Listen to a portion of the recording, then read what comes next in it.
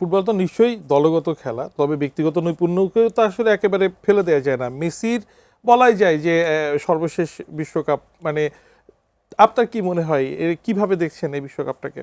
দেখেন, এই বিশ্বকাপ স্পেশাল আমাদের জেনারেশনের জন্য। যদি আপনি বুঝে থাকেন, আমরা ফুটবল এনজয় করি, কার খেলা দেখে এনজয় করতাম, কার খেলা দেখে আমরা যে দুইজনের খেলা দেখে আমাদের পুরা ক্যারিয়ারটা শেষ হলো, যার যুদ্ধ দেখে, যার উত্থান পতন এবং একজন একজনের রেকর্ড ভাঙ্গা দেখে আমরা বড় হয়েছি।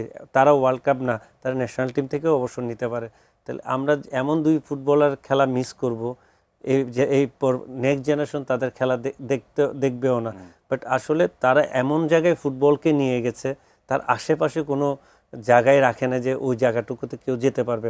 রিয়েল সময়, রিয়েল টাইমে যদি আপনি মেসি আর রোনাল্ডোর খেলা দেখেন, তাদের ব্যালেন্ডিয়র জিতা, তাদের এক একজনের থেকে এক একজনের হ্যাটট্রিক কয়টা, আজকে রোনাল্ডো হ্যাটট্রিক করলে কালকে মেসি হ্যাটট্রিক করতে, মানে 2000 ওই যে 8, 10, 11, 12 থেকে শুরু করে এখন 18, 20 পর্যন্ত, 26 পর্যন্ত আপনার এমনকি এখনো যদি ভিন্ন দিকে খেলছেন তারা, 26 পর্যন্তই আপনাদের ওরা যে ফুটবল এন্টারটেইনমেন্ট ওয়ার্ল্ড ফ্যানদের দিয়েছে, এটা আসলে মনে রাখার মতো।